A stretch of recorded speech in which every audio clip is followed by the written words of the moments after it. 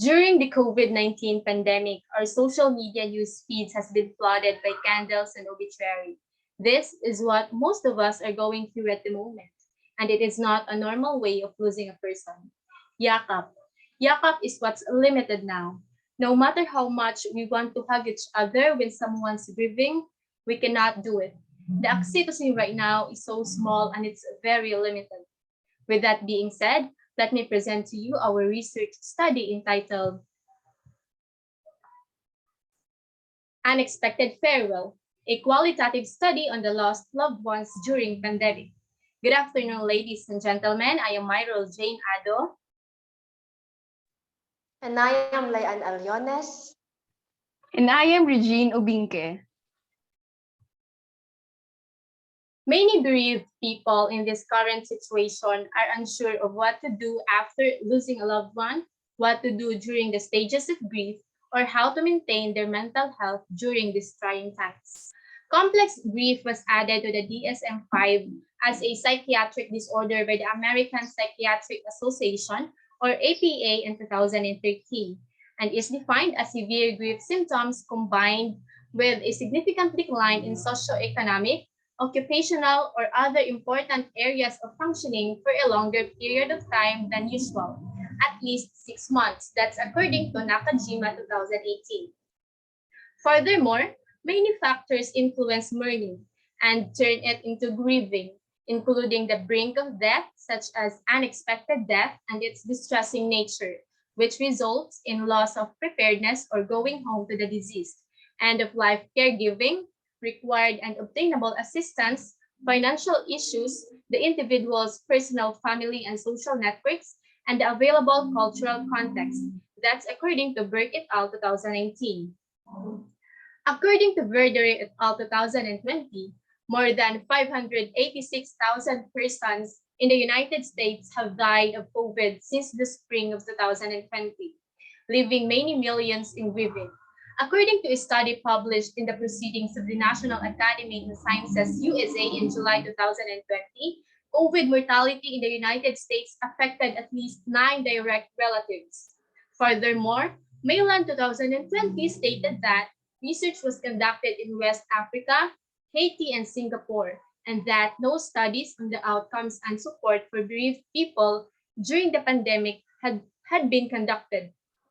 Survivors of those who have experienced the illness and recovered have tended to be the focus of research studies, with the understanding that some of these people will be bereaved. That's according to Mayland 2020.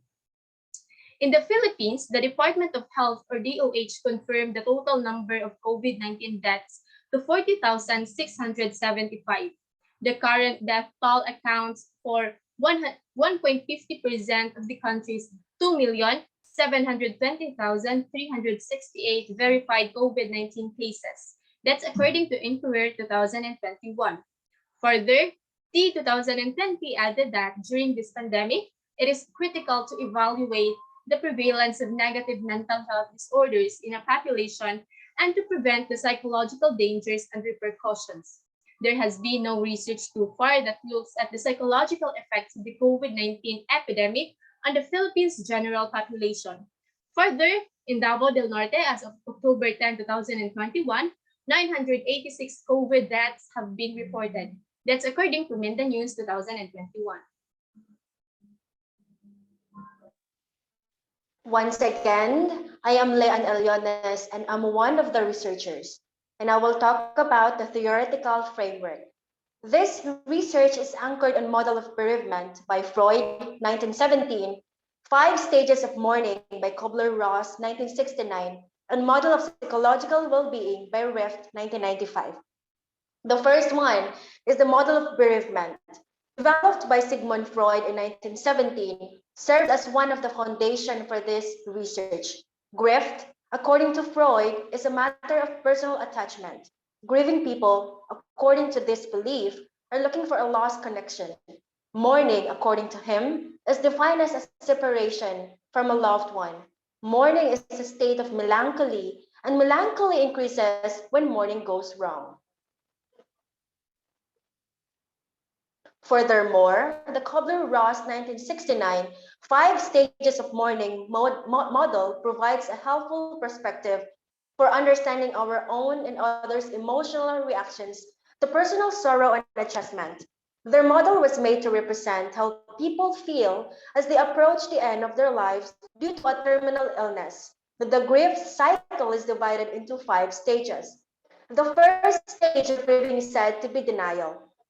It is defined as a conscious or unconscious incapacity to accept facts, information, reality, or other aspects of a situation. It is regarded to be a potent and natural defense system. When dealing with traumatic events, it's common for people to get stuck in this stage of grief. Anger is the second stage of sorrow. Anger can show up in a variety of forms. People who are experiencing emotional distress may become enraged with themselves and or others, particularly those close to them. Anger could also be directed at the person who has died. The third one is the bargaining. It has typically been part of the bargaining stage for persons facing death to try to bargain with whichever God the person believes in. When it comes to life and death crisis, bargaining is rarely a long-term answer. It is followed by depression, which is the fourth stage of mourning.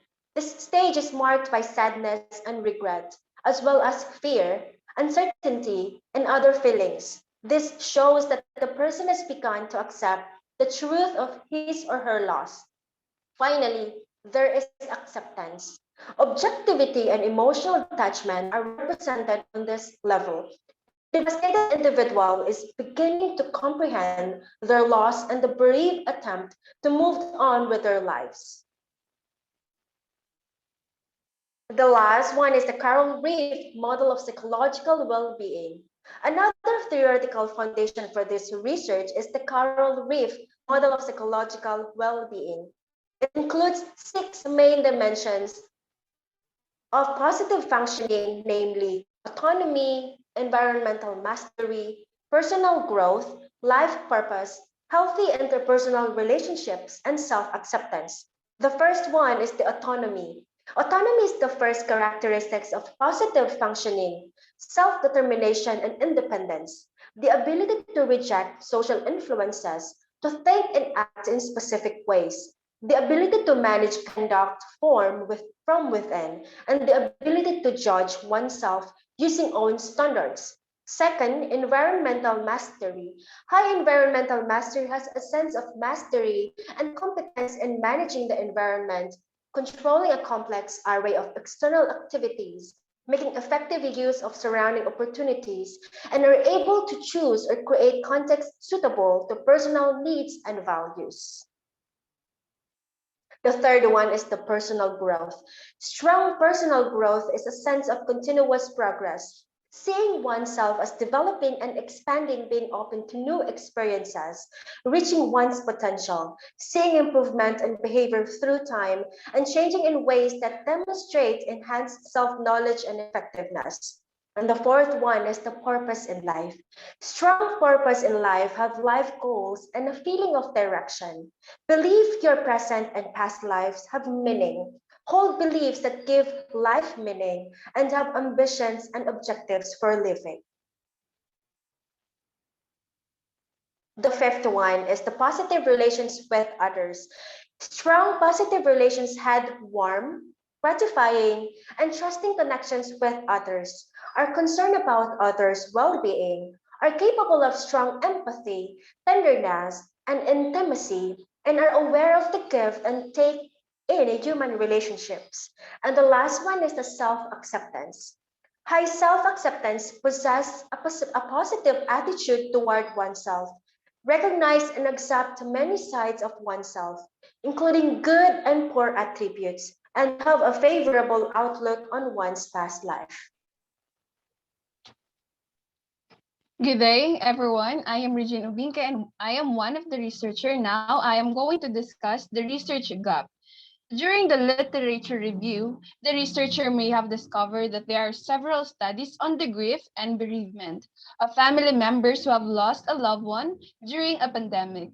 Various literature have been produced about bereaved families' experiences, coping techniques, and shared insights. However, based on the researchers' preliminary study of related literature, it was discovered that there are few studies that focus on psychological well-being of bereaved families.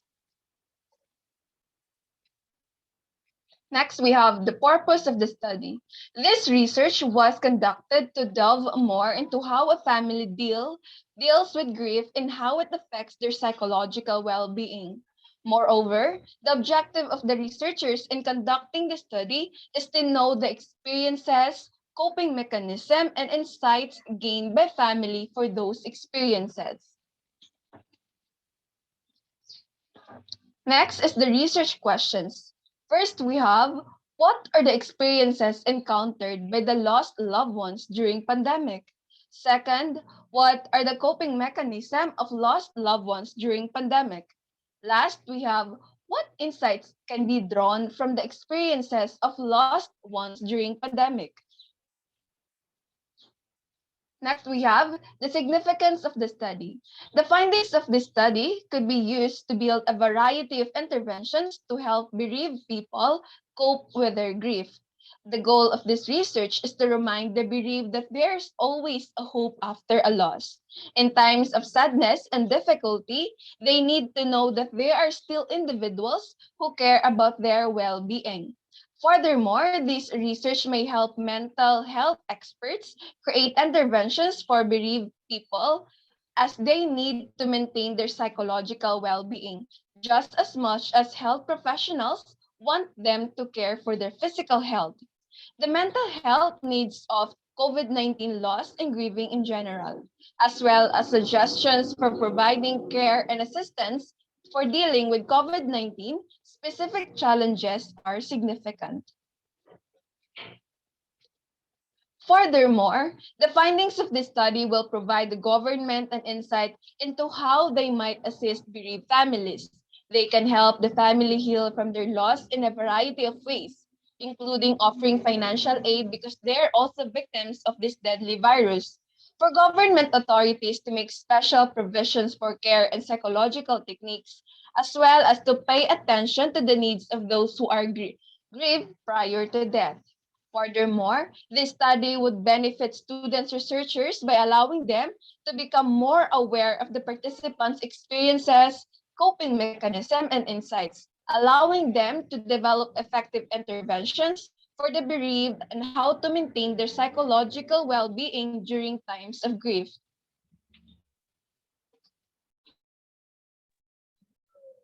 To interpret the interaction between the grief and psychological well-being of family who loses loved one in times of pandemic, a phenomenological research design will be used. Phenomenology has evolved from a methodological paradigm to a process that seeks reality in people's accounts of their experiences with manifestations in the real world. That's according to Silizes et al. 2009. Researchers can obtain large amounts of data in a relatively short period of time.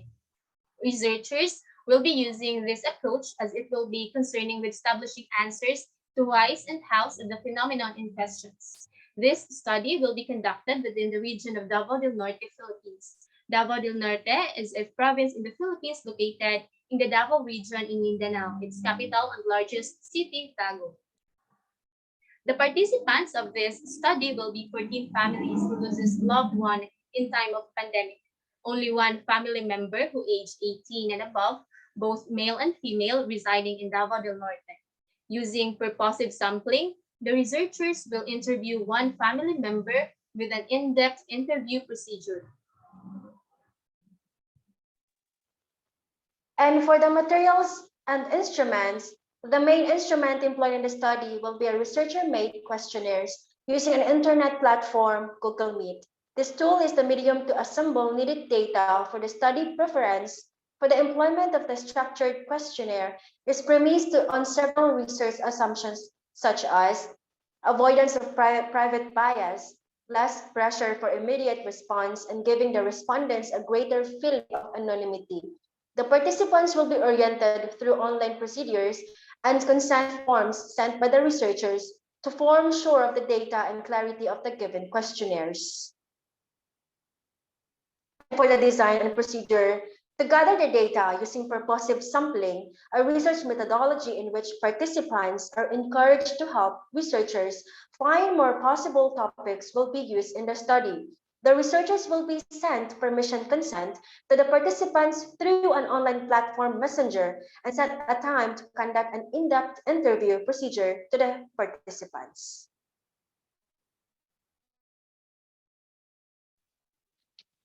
The results collected data will be used to analyze and summarize the tabulation and treatment of the researchers. Thematic analysis is important in constructing an image of the story of about the subject you selected. That is according to Criswell 2013. Data analysis involves easy contact with the public as well as presenting the most relevant information of the data. We'll look at each of the study's four components to see if it was reliable, credibility, confirmability, transferability, and dependability are the four areas to consider.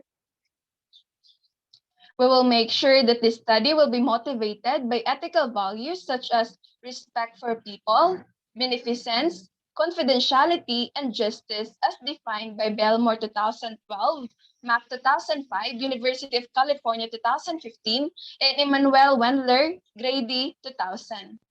Further, several precautions were introduced as part of the research vigor to encourage trust and confidence, enabling participants to openly share their firsthand experiences coping with stressors they had experienced. We made certain that they were in an atmosphere free of subjective criticism as they progress through the research.